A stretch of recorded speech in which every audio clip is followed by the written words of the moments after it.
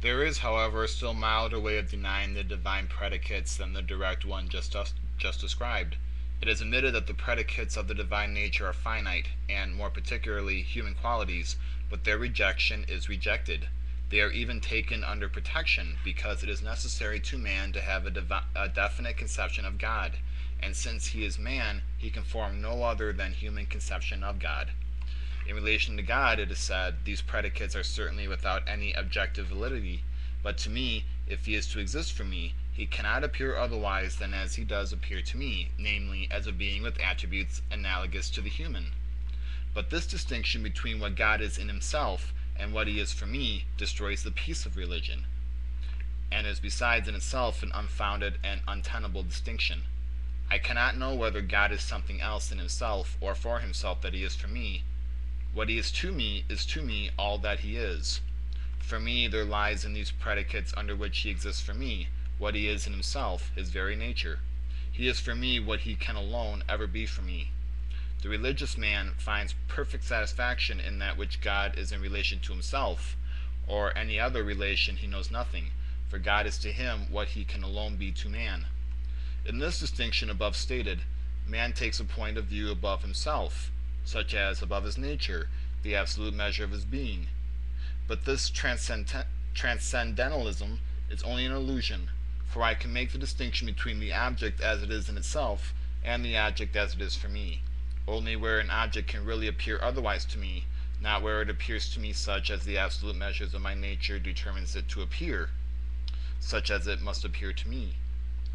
It is true that I may have a merely subjective conception, for example, one which does not arise out of the general constitution of my species. But if my conception is determined by the constitution of my species, the distinction between what an object is in itself and what it is for me ceases, for this conception is itself an absolute one. The measure of the species is the absolute measure, law, and criterion of man. And indeed, religion has the conviction that its conceptions, its predicates of God, are such as every man ought to have and must have if he would have the true ones, that they are the conceptions necessary to human nature. Nay, further, that they are objectively true, representing God as he is. To every religion, the gods of other religions are only notions concerning God, but its own conception of God is to it God himself, the true God, God such as he is in himself. Religion is satisfied only with a complete deity, a God without reservation. It will not have a mere phantasm of God. It demands God himself. Religion gives up its own existence when it gives up the nature of God. It is no longer a truth when it renounces the possession of the true God. Skepticism is the arch enemy of religion, but the distinction between object and conception, such as between God as he is in himself and God as he is for me, is a skeptical distinction, and therefore an irreligious one. That which to man the self-existent, the highest being, to which he can conceive nothing higher, that is to him the divine being. How then should he inquire concerning this being, what he is in himself? If God were an object to the bird, he would be a winged being. The bird knows nothing higher, nothing more blissful than the winged condition. How ludicrous would it be if this bird pronounced, such as, "To me God appears as a bird, but what he is in himself I know not." To the bird the highest nature is the bird nature. Take from him the conception of this, and you take from him the conception of the highest being. So how then could he ask whether God in himself were winged? To ask whether God is in himself what he is for me is to ask whether God is God, is to lift oneself above one's God, and to rise up against him. Wherever, therefore, this idea that the religious predicates are only anthropomorphisms has taken possession of a man, there is doubt, has unbelief obtained the mastery of faith, and is only the inconsequence of faint-heartedness and intellectual imbecility which does not proceed from this idea to the formal negation of the predicates, and from thence to the negation of the subject to which they relate. If you doubt the objective truth of the predicates, you must also doubt the objective truth of the subject, which predicates they are. If your predicates are anthropomorphisms, the subject of them is an anthropomorphism too. If love, goodness, personality, etc., are human attributes, so also is the subject which you presuppose. the existence of God, the belief that there is a God, and anthropomorphism, a presupposition purely human. When, when you know when you know that the belief in a God at all is not a limitation of man's mode of conception, higher beings, and you suppose such, are perhaps so blessed in themselves, so at unity with themselves, that they are not hung in suspense between themselves and a yet higher being. To know God and not oneself to be God, to know blessedness and not oneself to enjoy it, is a state of disunity and of unhappiness.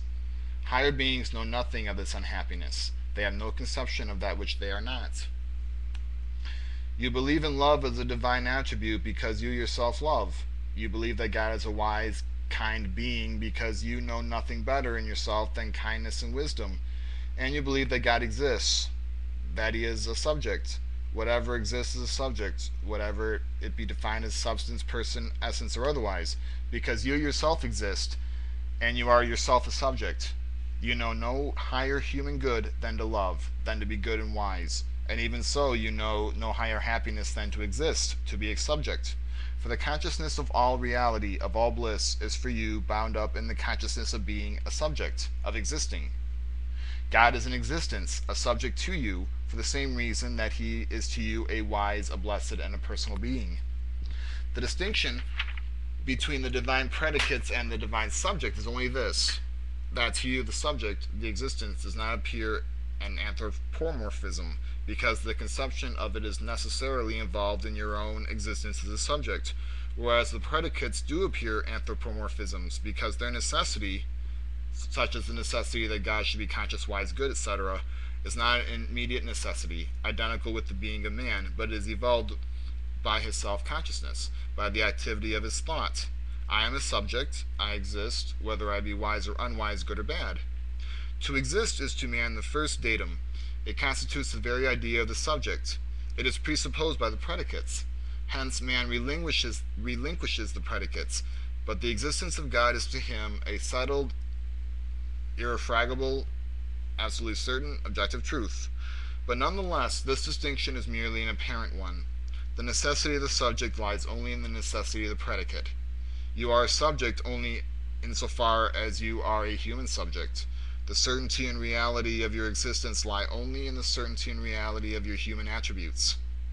What the subject is lies only in the predicate. The predicate is the truth of the subject only the personified existing predicate, the predicate conceived as existing.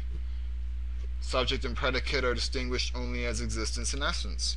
The negation of the predicates is therefore the negation of the subject. What remains of the human subject when abstracted from the human attributes? Even in the language of common man, the divine predicates, such as providence, omniscience, and omnipotence, are put for the divine subject. The certainty of the existence of God, of which it has been said that it is as certain, nay, more certain, to man than his own existence, depends only on the certainties of the qualities of God. It is in itself no immediate certainty. To the Christian, the existence of the Christian God only is a certainty. To the heathen, that of the heathen God only. The heathen did not doubt the existence of Jupiter because he took no offense at the nature of Jupiter, because he could conceive of God under no other qualities, because to him these qualities were a certainty, a divine reality. The reality of the predicate is the sole guarantee of existence.